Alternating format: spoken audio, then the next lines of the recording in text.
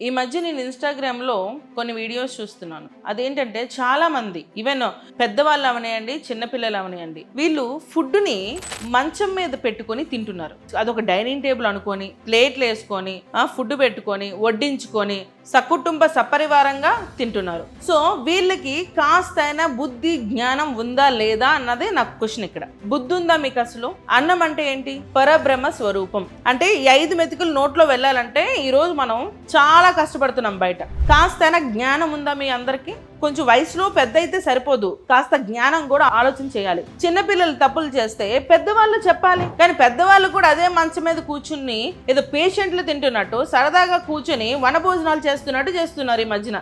ఇందులో చాలా మంది సీరియల్ ఆర్టిస్టులు అవనియండి, మిగతా వాళ్ళు చాలా మంది ఇదే పని చేస్తున్నారు మంచం మీద పెట్టుకొని.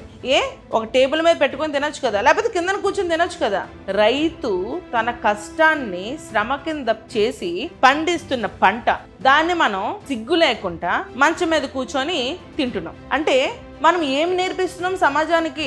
కాస్తైనా జ్ఞానంగా ఉండాలి, సొసైటీకి మనం మంచి నేర్పించాలి. ఇప్పుడు మీరు తింటున్నారు, ప్రతి ఒక్కరికి మంచం మీద కూర్చొని తినడం అలవాటు చేసుకుంటే వాడు చేస్తే లేదు నేను చేస్తే తప్పు వచ్చిందని అంటారు వీళ్ళు. సో ఇది కాదు. దేవుడు ఆయన వచ్చి మనకి తిండి ఇవ్వలేక రైతుల రూపంలో, ప్రకృతి రూపంలో వాళ్ళతో దున్నించి మనకి ఈ రోజున బియ్యం ఇస్తున్నాడు ఆయన దేవుడు. అలాగే పంట అంతా ఇస్తున్నాడు. వాటిని మనం గౌరవంగా తినాలి.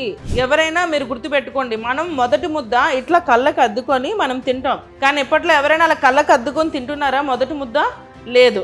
ఏదో సంపాదించేస్తున్నాం, కొనేసాము, తినేస్తాము అన్నట్టుగా నడుస్తుంది వ్యవహారం. దయచేసి ప్రతి ఒక్కరికి కూడా, ఈవెన్ మిగతా యూట్యూబ్ ఛానల్స్ కూడా, సెలబ్రిటీస్కి కూడా నేను చెప్పేది ఏంటంటే, రైతు కష్టం మన కష్టం కలిసి ఉంది. సో మనం తినే ఫుడ్ కాస్త మర్యాదగా టేబుల్ మీద, కుర్చీ మీద కూర్చొని తినండి.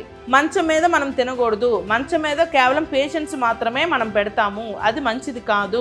మీకు అంతగా రైతు కష్టం తెలియకపోతే ఒకరోజు బయటకు వెళ్ళి ఫామ్లో దున్నండి, ఒడ్లు నాటి దున్ని ఒక పంటని పెంచండి. అప్పుడు మీకు ఒక రైతు కష్టం తెలుస్తుంది. అప్పుడు ఆ పంట మీద ఉన్న గౌరవం వస్తుంది మీకు. అమ్మో నేను ఎంతో కష్టపడితే నాకు ఈ రోజు ఈ ధాన్యం వచ్చింది, ఈ పంట వచ్చింది అని ఒక గౌరవం ఉంటుంది. అప్పుడు దీన్ని ఎలా పడితే అలా తినకూడదు, జాగ్రత్తగా కూర్చొని తినాలి అన్నది మనం తెలుసుకుంటాం. ప్రతి ఒక్కరికి నేను తెలియజేస్తుంది ఏంటంటే, మన రైతుని మనం గౌరవించుకుందాం, మన పంటని మనం గౌరవించుకుందాం, మన ఆరోగ్యాన్ని మనం కాపాడుకుందాం.